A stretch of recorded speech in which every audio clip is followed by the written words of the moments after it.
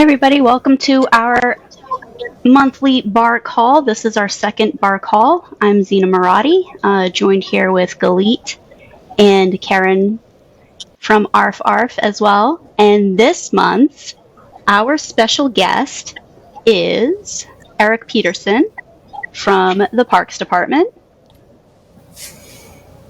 So Eric, we have a couple of questions here for you. A couple of them we decided to submit ourselves. A couple here are pre-submitted, and then we're going to wait for some people to write in their questions and comments here for us online. Sure. So first question here is, tell us a little bit about yourself and how you came to Rockaway. Sure. Like you said, my name is Eric Peterson, and I am the Rockaway Park Administrator. Have been with New York City Parks Department for 21 years, as frightening as that may be. I thought I was going to come to Parks because it was an okay job offer I got out of college, and I was holding out for a couple better ones, and I thought I'd stay for, maybe 3 months or 6 months or a year, and here I am, vested in the pension, 21 years plus and going. I came to Rockaway about a year and a half ago in April of 2019, and prior to that spent almost 10 years at Randall's Island as the Deputy Park Administrator, and before that was very briefly at the High Line, helping to open the High Line up in 2009. Worked in Parks Capital Projects, was a park manager in Brooklyn, was director of special events in Manhattan, and worked in the citywide marketing and special events office, producing events for the Parks Department, for the Commissioner's office, and so on, way back in the day. And I'm definitely happy to be here. Rockaway is different from Randall's Island in a lot of ways. We have a beach. They have 62 ball fields, but we're both surrounded by water. So everyone's like, "Oh, you're going to Rockaway. Look, it's going to be great in the summer. Look out for the winter. It's so cold." I said, "I've been working on an island in the Middle East River the last 10 years. I know what the wind off the water is like in the wintertime. I still drive my open golf cart around. Don't worry about it." So that's my 90-second bio.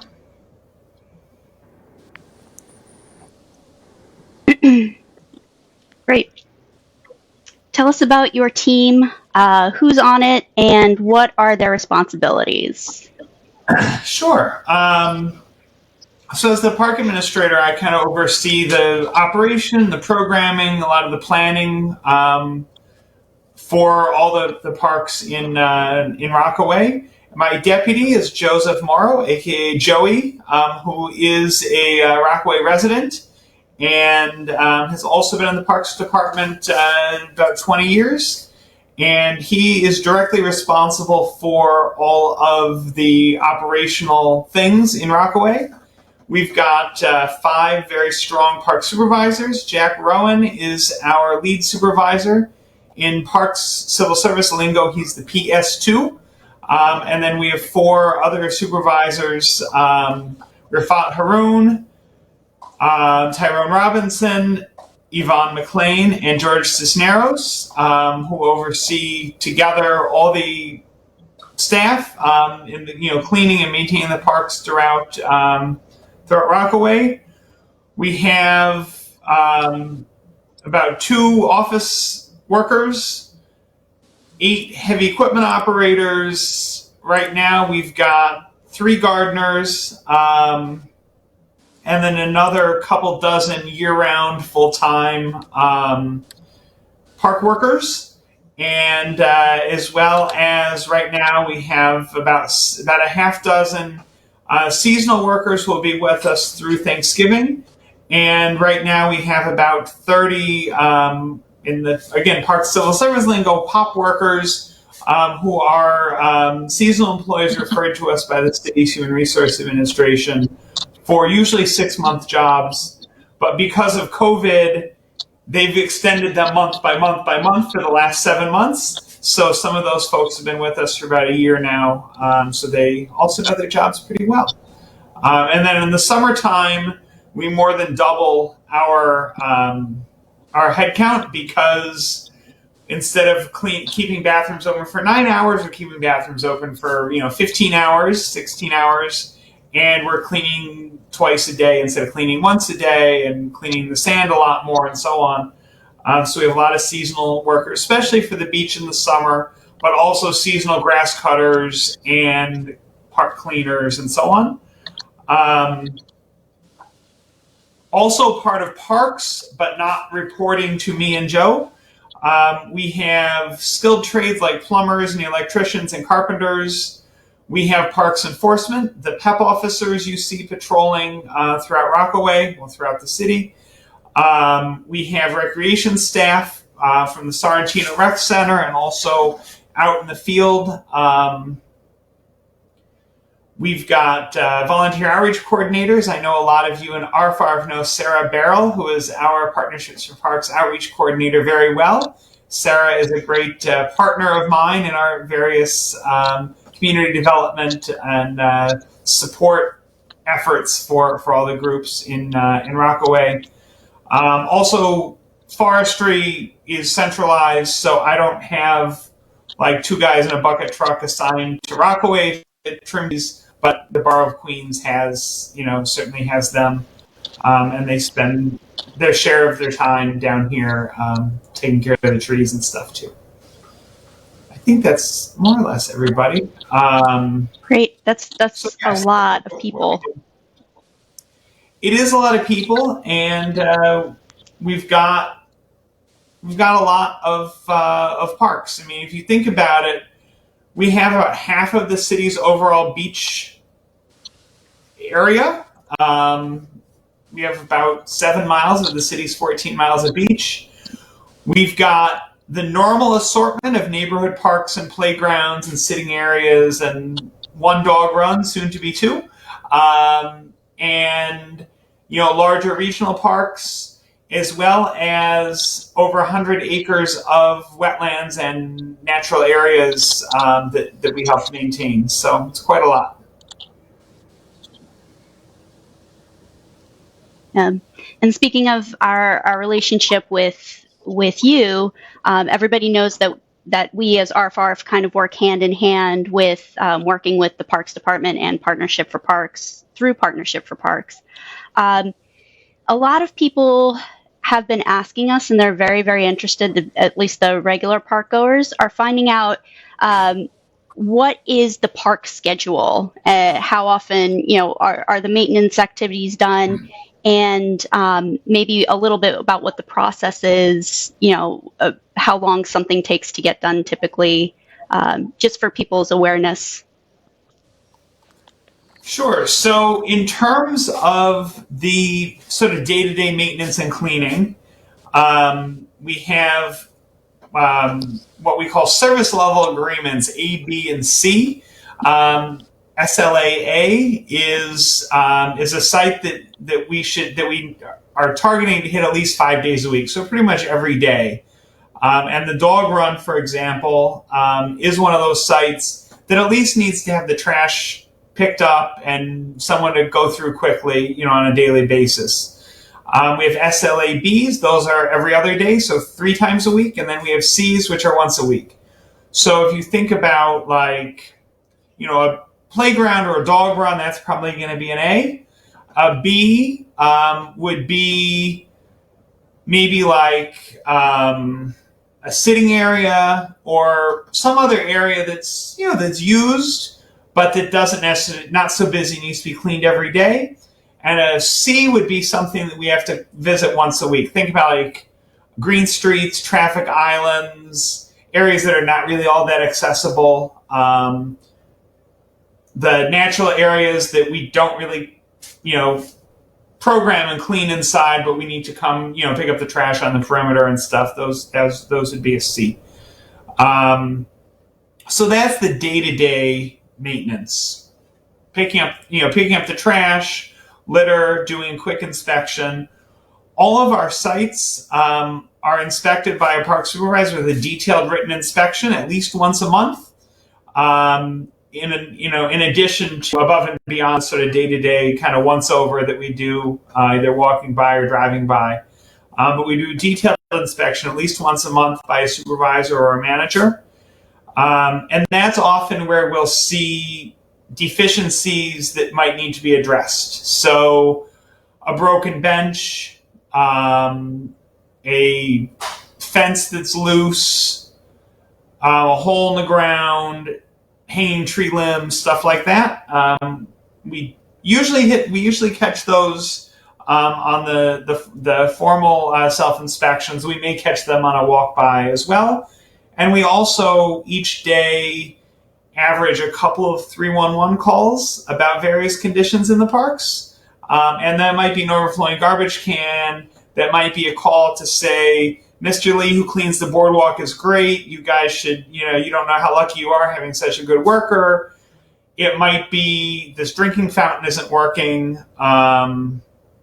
It might be, what are the hours of the bathroom? It might be you're out of soap, whatever.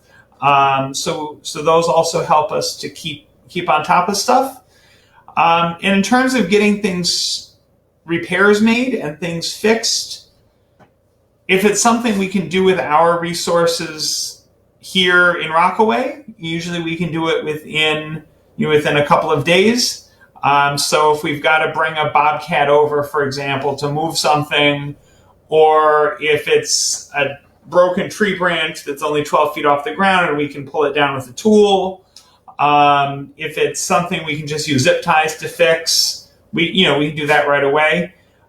Things that require the skilled trades, we got to put in a work order, and it might be the next day or it might be a month away, depending on how serious the issue is and how busy those trades workers are. Same thing with forestry, and other things might be a couple of years. When the MTA did their project, for example, to build a flood wall around the electrical substation at the back corner of the dog run, there were trees that were promised as part of that project because they destroyed a certain amount of the dog run to put that giant flood wall. And those trees got planted earlier this year, I want to say. But that was, several years after they were promised because it had to go into the construction and procurement cycle. Any kind of capital project, which is design and construction more than $35,000, is usually in construction about 2 or 3 years after the funding comes. Because if the city budget is passed we get the city budget in July every year, we'll find out what projects got funded in that budget year, that fiscal year, and then we will, over sometime that year, have a community meeting, meet with community representatives, usually either through the community board or these days we're doing virtual community meetings, to figure out what the scope of work should be, what's needed here. Do we need a drinking fountain? Do we need a place for dogs? Do we need a place for children, for old people? Do we want swings and slides? Do we want basketball? Do we want flowers? Do we want habitat? Whatever. And then it's about a year in design, up to a year to kind of bid it out and do all the legal contract documents, and then usually about a year in construction. So as a result of Sandy, we had a huge amount of things in Rockaway destroyed like 8 years ago. So we're now getting a lot of those things rebuilt. So you're going to see a lot of construction, hopefully very soon, along Shorefront Parkway and in some other parts of Rockaway that are funded by like FEMA restoration funds from Sandy. But again, that we had to file the claim with the federal government. That took a while, and then to scope it out, to design it, to bid it out. Hopefully construction on those.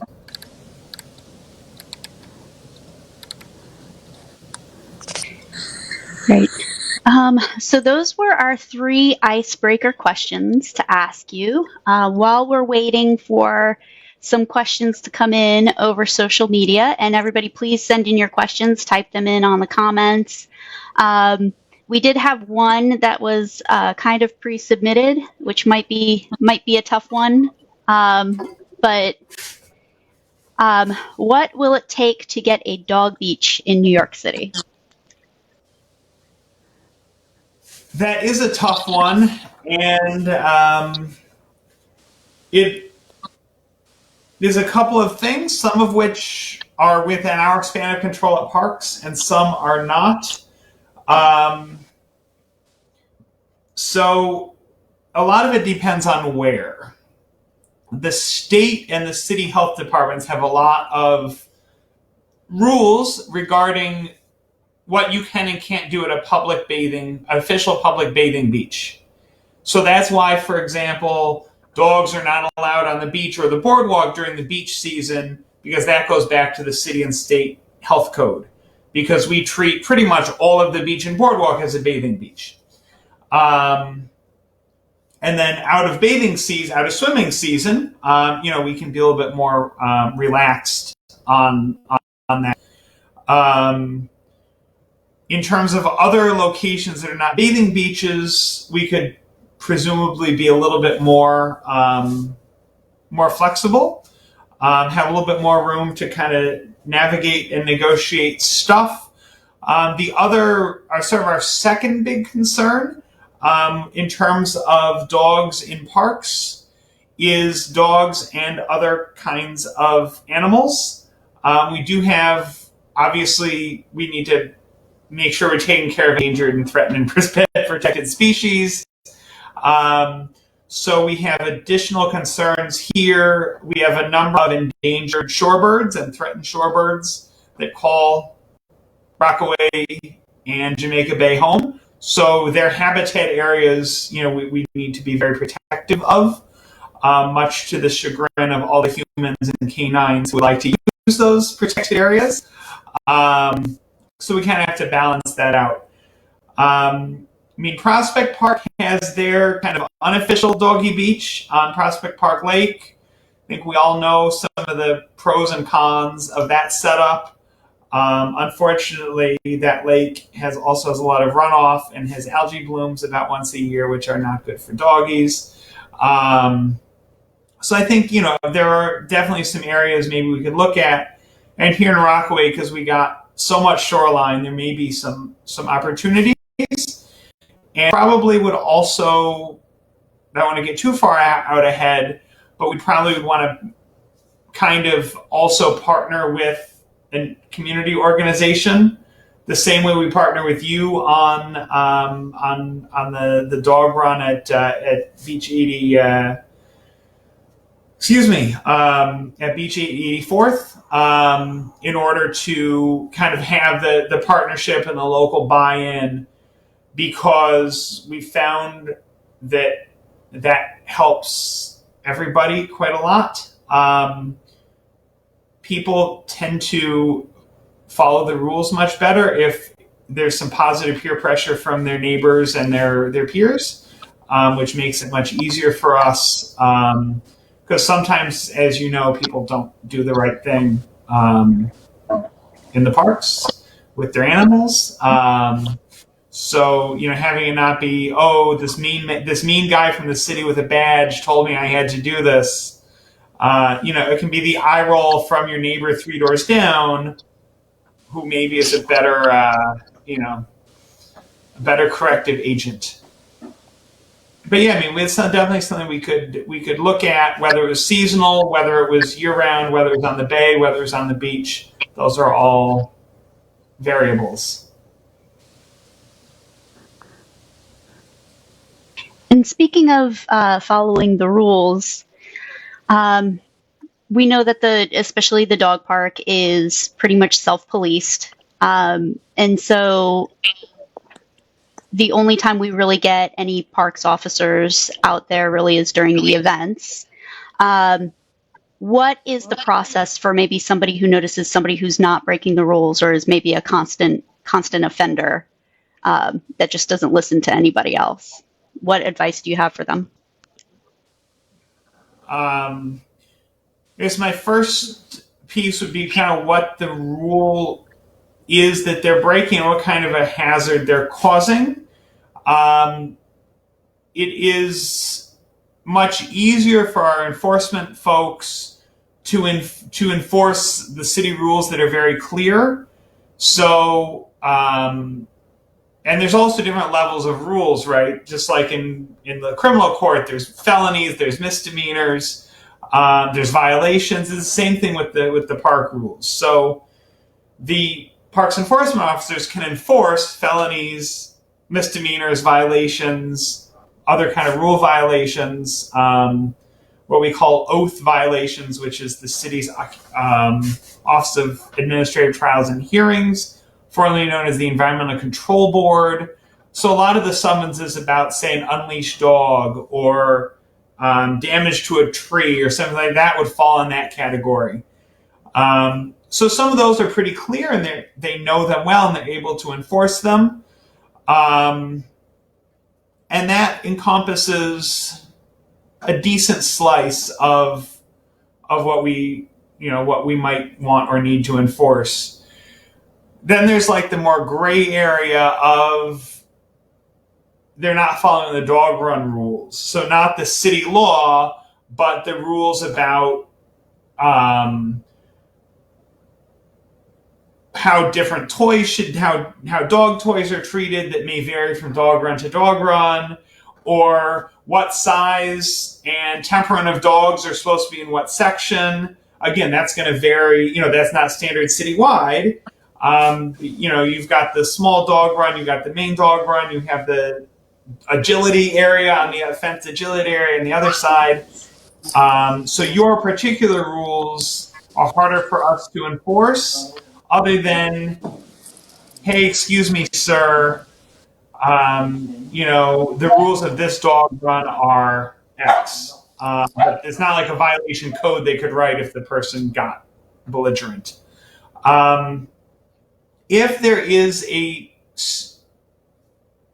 health and safety serious emergency, call 911.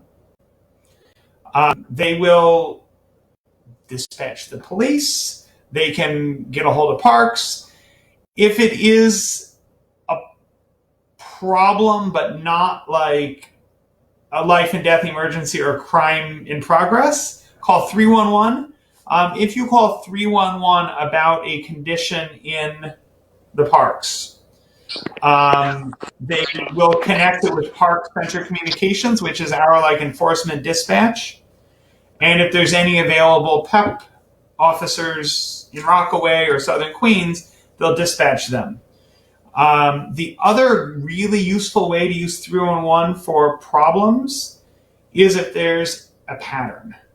So, if you call and say there's a man brandishing a knife in the dog run, the 100th precinct will respond right away, because that is a, life and death emergency.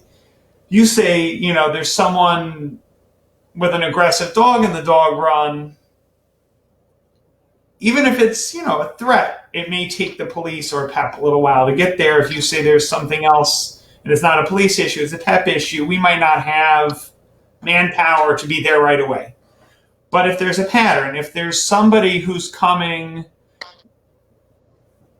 Monday, Wednesday, and Friday between 9 and 10 in the morning, and you observe that, because many of us have our routines, right? So you might see the same knucklehead on a regular basis. If you call 311, or you can let us know that there's a problem, that there's this problem on this pattern, then we can ask PEP, or we can ask the police, or whoever's appropriate. We're going to have our maintenance staff over there, sort of, on that time interval. I can't ask PEP to stake out every park in Rockaway 24/7, but if there's a problem at a certain time, we can do, spot checks, we can do stakeouts, we can do stuff like that. If it's a serious issue and we see that there's a pattern to it. So yeah, Great, thank you. 911, 311, and email. Hmm. Great, thanks. And then, just on that note, are when somebody calls 311, the dog park itself is not necessarily listed. Which park should they use, or should they mention when calling 311?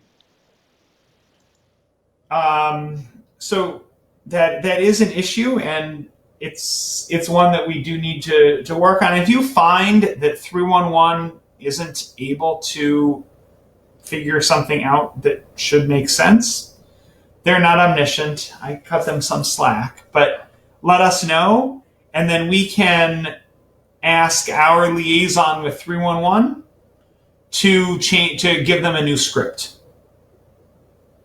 So if you call 311 and they say we don't know about the Rockaway freeway dog run, or the Rockaway dog run,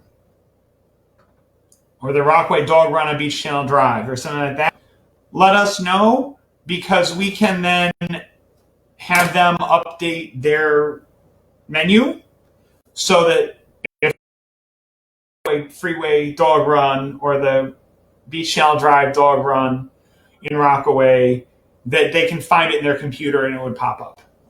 But if that's the case, let us know. I can give you the direct number for Parks Communications, but that's one more number for you to memorize. But their number is 646-613-1200, and I'll put that all in the chat as well.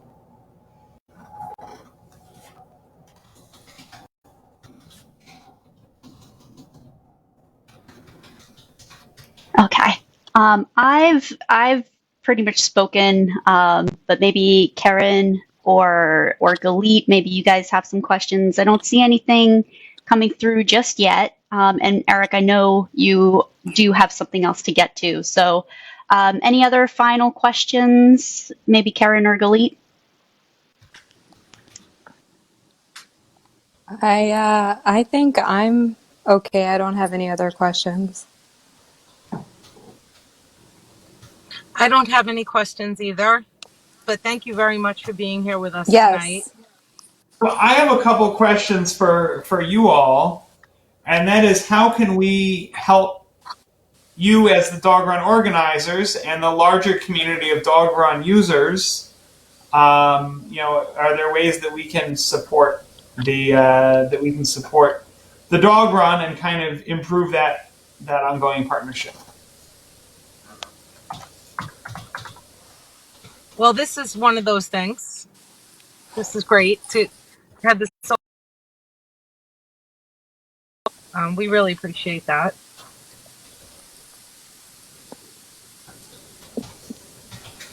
Thank you. Yeah, I think that's just been kind of key for us and for people in the community, is to just have a level of transparency and a little bit more of an insight into what's going on with community areas. So I'm so appreciative that you came on here and were able to give us a rundown of exactly how you handle things, because I think that's really valuable. Thank you. And we definitely appreciate your intel and your eyes and ears in the community also, and in particularly in the run, because we're not physically present all the time, and unfortunately, at the location of the run, it's not like we have a building there to station someone in. So we're always having to come in a truck or a van or whatever to clean, to inspect, to do whatever. So having you, let us know what's going on is really, really helpful and really critical to keeping the space safe and well maintained.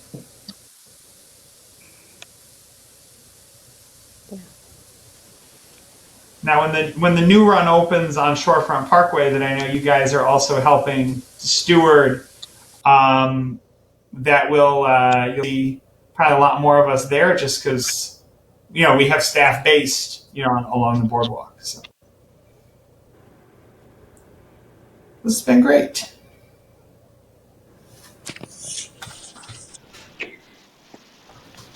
And Eric, I don't see any other questions coming in. So I know you have to hop off now, but thank you again so much for your time. And I put my email up there as well. That is usually the best way to get me. There's enough different times during the week that I have like the ringer on my cell phone turned off, and then I forget to put the volume back up. So I'm usually quicker on email than I am on cell phone calls. But that's a good, as you know, Karen, because you've gotten me at odd hours on a couple things. Usually we try to be pretty quick.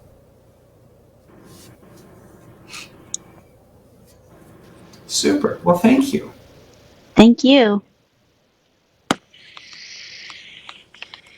I'm gonna sign out and hop on to my other my Zoom commitment.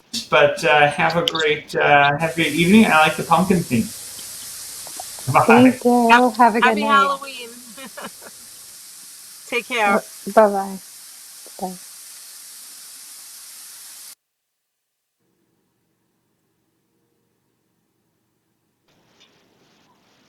Okay. So a couple of other things. Thank you, Eric, for joining us. A couple of other things. Going back to last night or last month, we did have our Canine Ice Cream Social hosted by Rocky, and that was really fun. Delete and Karen, feel free to chime in whenever, but that was really fun. Really had a good time with Chef Chinzia, and we had some cookies that were made and some frozen treats that were made. The other thing that we really appreciate everybody who donated and everybody who contributed to the cause, especially Chef Chinzia and her family. They were really adorable and really a lot of fun. For those of you who did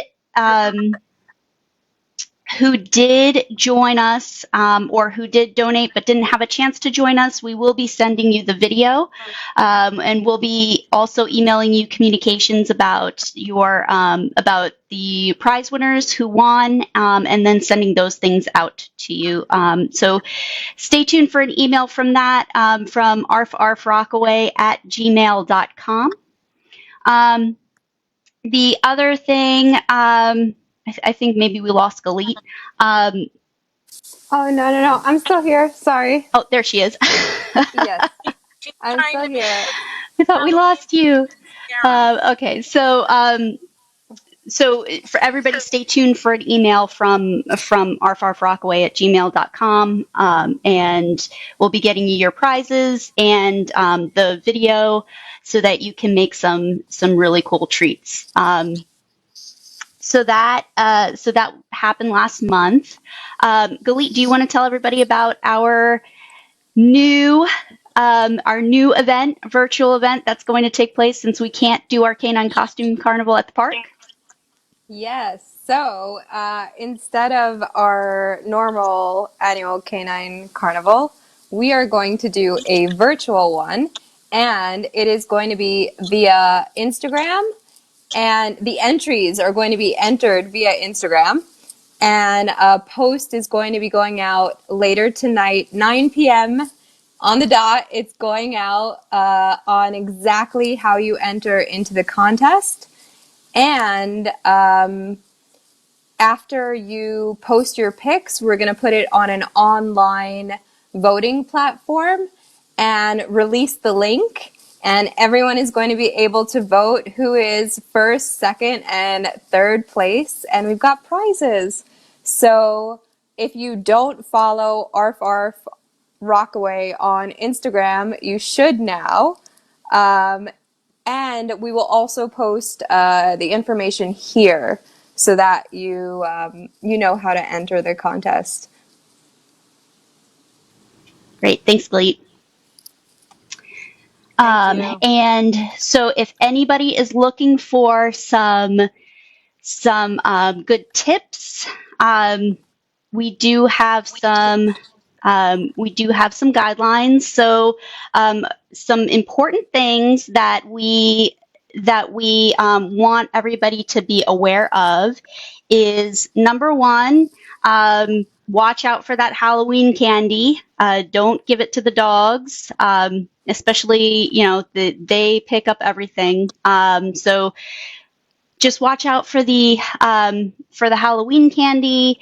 Another thing to maybe keep in mind when you're dressing up your dog or figuring out what to dress your dog up for Halloween. Remember, keep their comfort in mind. Some dogs don't like things on their head. Some dogs don't like the little legs. I know my little guy didn't like anything. His legs were short enough, so he didn't like anything on his legs. My big guy doesn't like anything on his head. So this bat costume kind of went to waste, but to get into the spirit.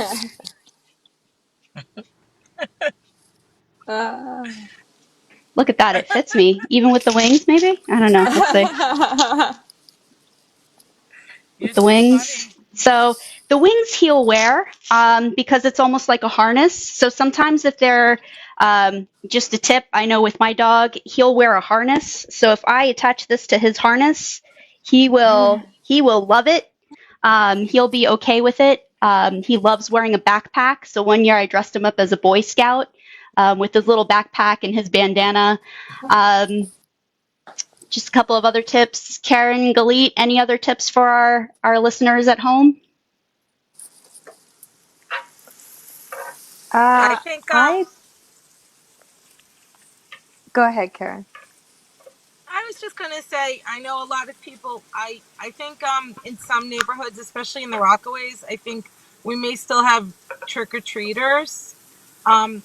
There's going to be a lot of doorbells and knocking on the door, and a lot of people the dog is getting very excited and stressed out.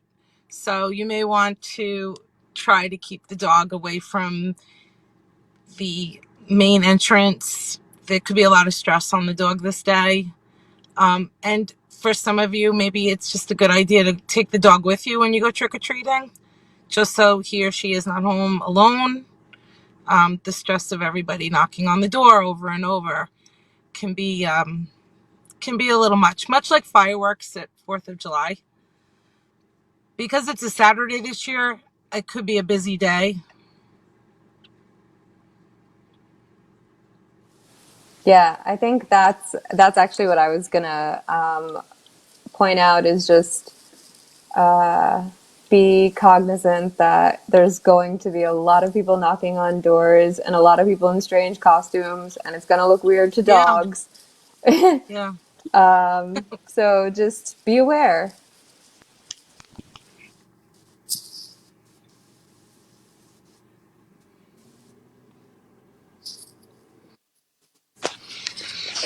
I know a lot of people keep their tags off of their dogs when they're in the house. But if you do live in a house where your dog can run out easily, especially, try to maybe keep their tags on this Halloween. Super important, especially if they dart out the door and you can't catch them. It'll be easier for somebody to find them, bring them home. Also, microchipping. Great idea, just in case the dog runs away, gets scared, runs out. Or somebody leaves the door open by accident or the gate open. You never know, especially when you have people coming in and out. So, and also don't forget, wear your masks. Be safe. Yes. With everything happening right now. Just be safe. Wear your masks. That's my little health PSA for today. Anything else? that we're missing? Well, I think what we'll do is maybe we'll put up some, tips about what's toxic also, because I know last year we had one of our park friends. I think we all know dogs can't have chocolate, but I think that there are some other sort of toxic / poisonous ingredients other than chocolate, and people may not be aware of that. So things that you may have in your candy bowl. Yep.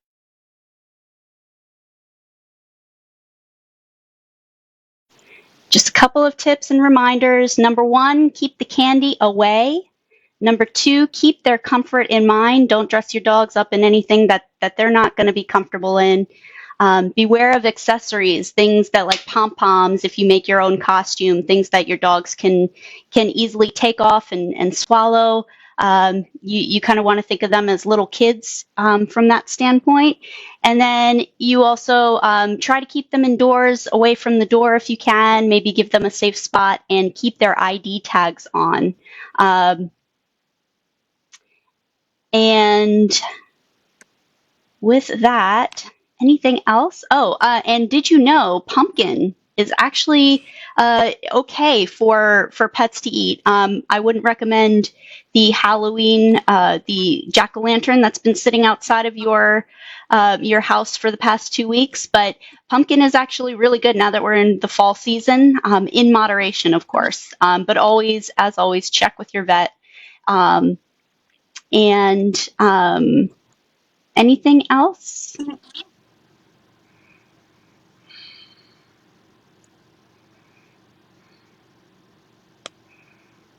Okay. Well, I think if that's it, we're going to close it out. Any final words, Karen, Galit? We'll see everybody next month, last Tuesday of November. We don't have a special guest just yet, but once we have the special guest, we will announce them. So next month's Bar Call, we will be announcing the winners of the canine costume contest. So you can stay tuned for that next month. Okay. And with that, just want to thank everybody for joining. And any comments, questions, anything you have for Eric, feel free to send it through. We will make sure that that the questions get answered. And you can also, at any time, please feel free to send your emails to arfrockaway@gmail.com. We will certainly answer all of your questions or try to in a timely manner. Just remember, we are all volunteers, so we may not necessarily answer you right away, but we will as soon as we can. And with that, we'll close it out with a little Halloween inspiration. Good luck with everybody in the Halloween contest, and good night.